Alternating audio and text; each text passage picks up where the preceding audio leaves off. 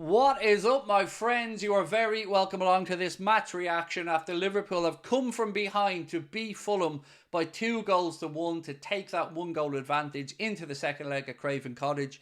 As always, I'm going to go through the game, give you my thoughts on it, asking you guys, of course, to let us know your thoughts in the comment section. Do drop a like on the video, but most importantly, we hope you hit that subscribe button as we close in towards 250,000 subscribers. So look, this was definitely a game of two halves, and the first half, I thought we played okay, but we were playing within ourselves. I guess you should probably go all the way back to the team selection though. I hope that Jurgen has learned from this that Elliott can play on the right-hand side of attack, but is far better in midfield. I think the substitutions that Jurgen ended up making in the game, I feel, were the right ones. In the first half, we were sloppy defensively for that goal. People will have their own thoughts on whether they want to point the finger of blame at Gomez for the throw-in, or Van Dijk for the header, or Kelleher for not being able to save the shot. But ultimately, it was a collection of errors that led to us falling behind. But we have done what we've been able to do a lot this season, which is dig deep, make some changes in the second half, and turn it around, which we did. And it could have been more by the end. Leno made a fantastic save from Darwin Núñez, who must feel like he's the most unlucky guy in the world at this point. How he didn't score, I don't know. But it wasn't because of anything he did. He did the right thing. But Leno just made a wonderful save. The Fulham goal was a frustrating one to concede. As I said, we took the throw in. Joe Gomez threw it to nobody in red because I don't know who was there. Fulham headed the ball, and then it was a weird little triangle of headers. Verge tries to head the ball infield, I think, to go and clear it, but he inadvertently headed it to Pereira.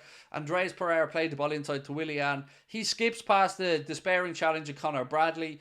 Then it was Canade and Verge who tried to block but didn't really commit to it. Shot was hit. It was past Kelleher before he knew what was up, and we were 1-0 down. And then we were all left scratching our heads saying, is this going to be another one of those days?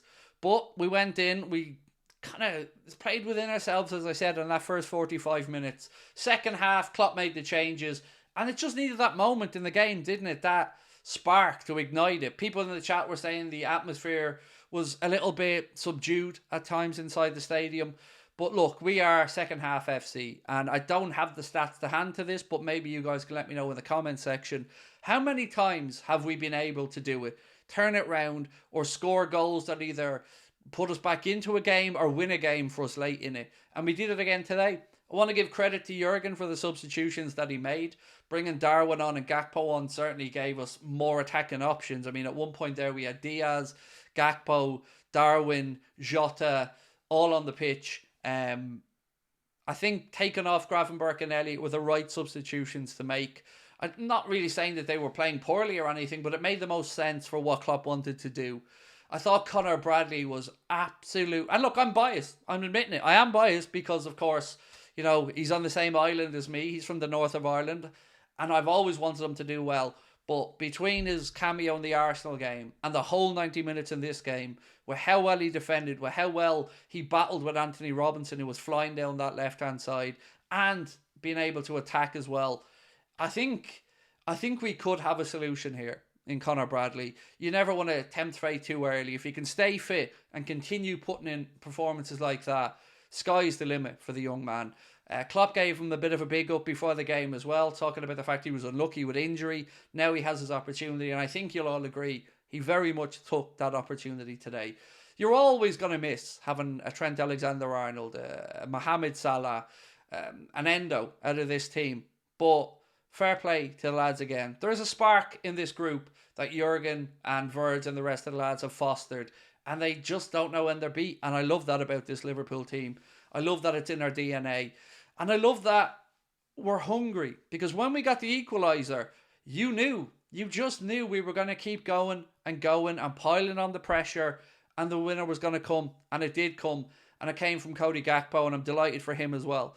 So look, there's lots of positives to take from that game. I don't want to dwell on the negatives because it was frustrating at times in the first half. But ultimately, I'm delighted for Curtis Jones. I thought he put in a good shift. He was given the man of the match by Sky. I'd like to know in the comment section if you guys agree with that or not. We will be doing a vote for our man of the match in the fan reaction show, which is going to be coming up. If you're watching this early, it'll be come up about 25 past 10, along with our player ratings videos as well. But look, this is perfect for us now. The lads will get to recoup, have a bit of a break. We don't play for another 11 days. And at that point, that will eat into the time. Trent's going to have to rehab as well. He's out for about 3 weeks. A lot of people in the chat didn't really know what was up with Trent. So the news is basically he hyperextended his knee in the Arsenal game, and it's looking like about 3 weeks. That should probably tonight be the last game without Dominic Szoboszlai as well, who will be coming back after his little injury. So looking ahead, I think we're heading in the right direction. We're doing our job like we're supposed to do. We've picked up the win tonight. The confidence levels are going to be up. I guess it remains to be seen if the club dip into the January market or not. Look, there's lots of time to talk about that. But today, I just want to single out a few people for some praise. I've already talked about Conor Bradley. Again, I want to give praise to Curtis Jones. I think Joe Gomez is doing a cracking job as well on the left-hand side. He's going to get that goal. It's going to come. But I think it has to come before Robbo or Costas are back, because he looks more likely to do it when he's playing at left back because he's cutting in field. But again, what I'm going to say is stay behind Darwin. He came on today and he made a difference, as did Cody Gakpo. But he did all the right things today. He had a really good header that forced Leno into a save. The point-blank save that Leno made, you can't put that on Darwin as a bad miss. He did all the right things, made the connection, made the right run. Brilliant pick out by Conor Bradley. So I'm happy after that game. It could have been better. It would have been lovely to take a bit more of a cushion to Craven Cottage for the second leg. But look, after what happened with Chelsea against Middlesbrough last night, and the fact that they're going to have to turn it around from a goal down, having lost at the Riverside, at least we go into our second leg against Fulham optimistic that Wembley is only 90 minutes away. And if we go there and don't concede, we're there. And that's a beautiful thing, because getting a trophy in early doors in the season will only give confidence to this new team. And it is pretty much a new team. There's a lot of change in that midfield in particular. And this will fill them full of confidence and hopefully just inspire a hunger for more trophies. We still have the league title to play for this year. Again, it's in our own hands, but City are going to come back stronger in the second half of the season. It's good.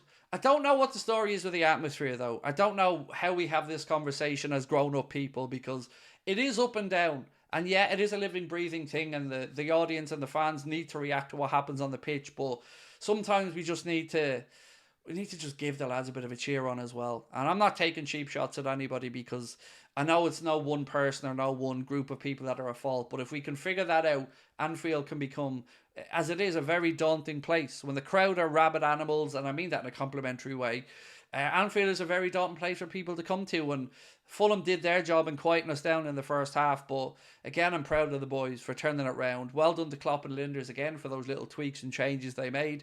But also, I can't talk about this match reaction without again bringing up the referee. And there was no VAR in the game today.